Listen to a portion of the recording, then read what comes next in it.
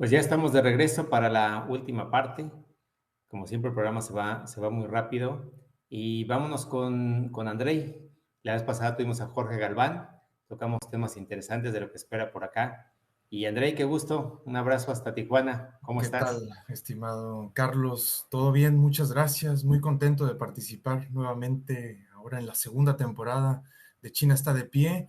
Muchas felicidades por esta iniciativa que es muy importante para seguir hablando sobre el gigante asiático que ya se puso de pie y está mirando a América Latina, está mirando al mundo hispanohablante y por eso tenemos que conversar nosotros mismos sobre cómo le vamos a hacer para cooperar, para entrar en relaciones con este gigante.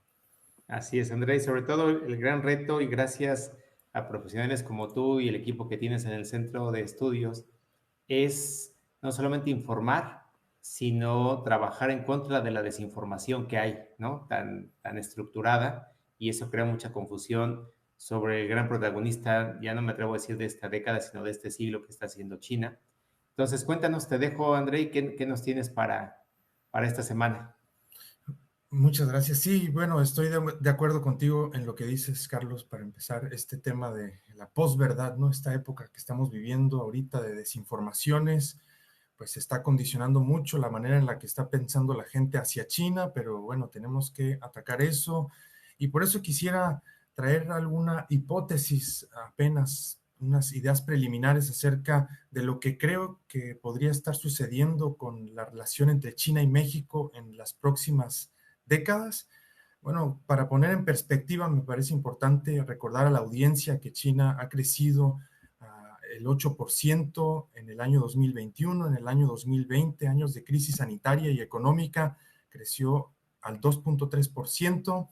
China se convirtió desde hace un par de años en el mayor inversionista a nivel internacional y sus corporaciones multinacionales son cada vez más competitivas, están demostrando que tienen capacidad, aunque poca experiencia en mercados internacionales, pueden competir contra gigantes occidentales tecnológicos o no. Y en el contexto de la iniciativa de la Franja y la Ruta es en donde quisiera concentrarme, esta visión estratégica que se lanzó desde el gobierno chino en el año 2013, pero que hoy ya suma más de 140 países y que, bueno, forma parte de este capitalismo de Estado chino que se ha estado dando en los últimos años, décadas en ese país.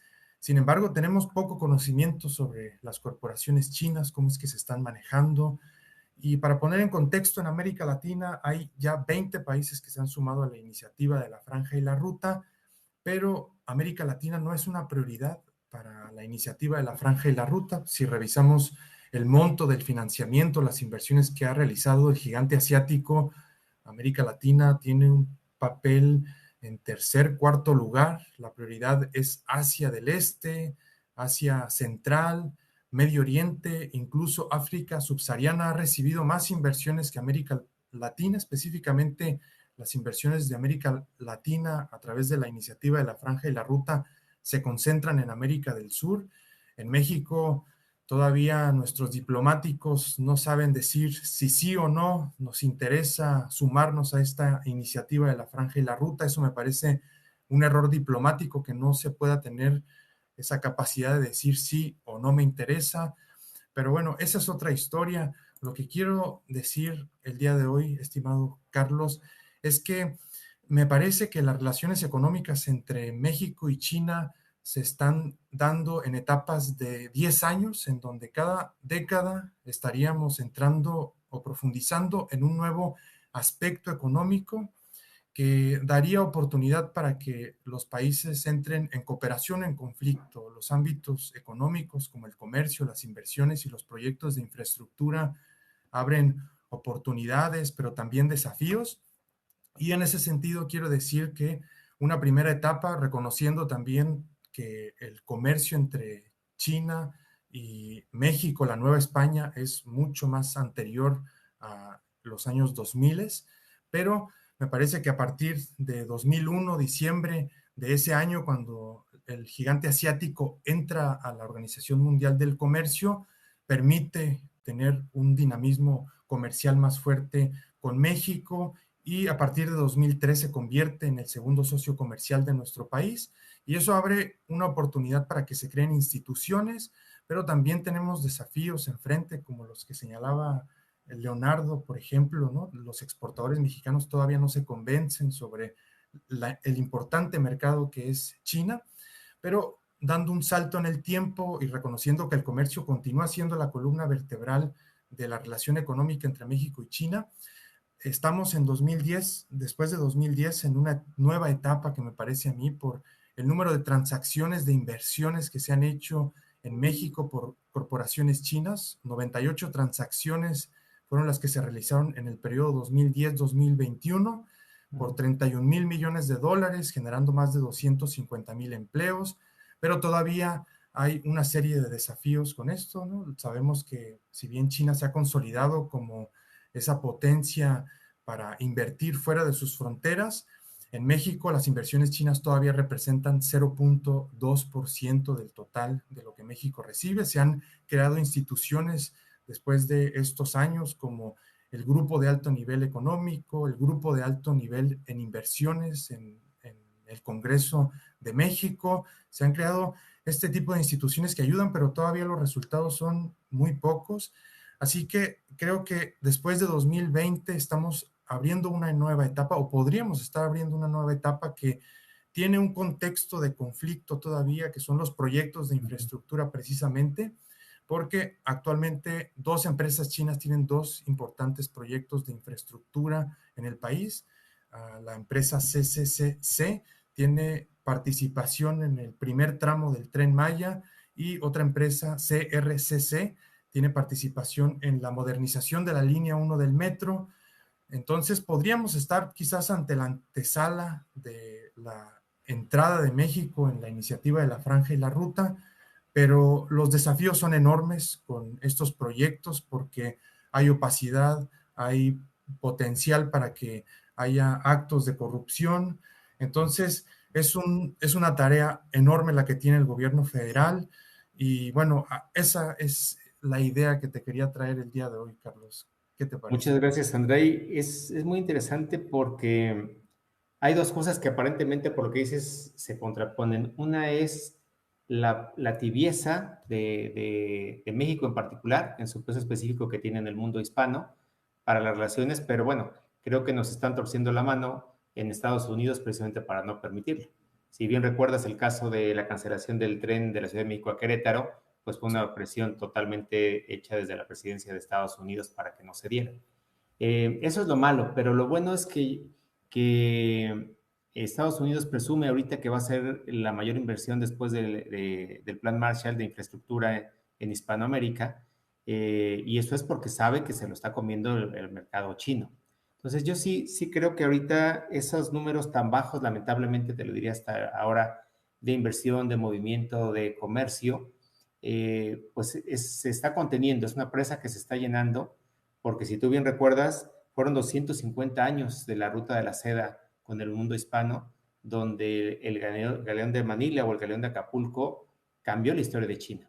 Es algo mucho que tenemos que volver a redescubrir, solamente para recordarlo a los amigos que nos escuchan, gracias a ese galeón de Manila que empezó con 300 toneladas y llegó hasta las 1,700 toneladas cada barco, se generó la segunda revolución alimenticia de China que permitió su crecimiento de población, y eso acompañado de la escasez que tenían de plata, y siendo el 85% de la plata mundial la producíamos aquí en la Nueva España.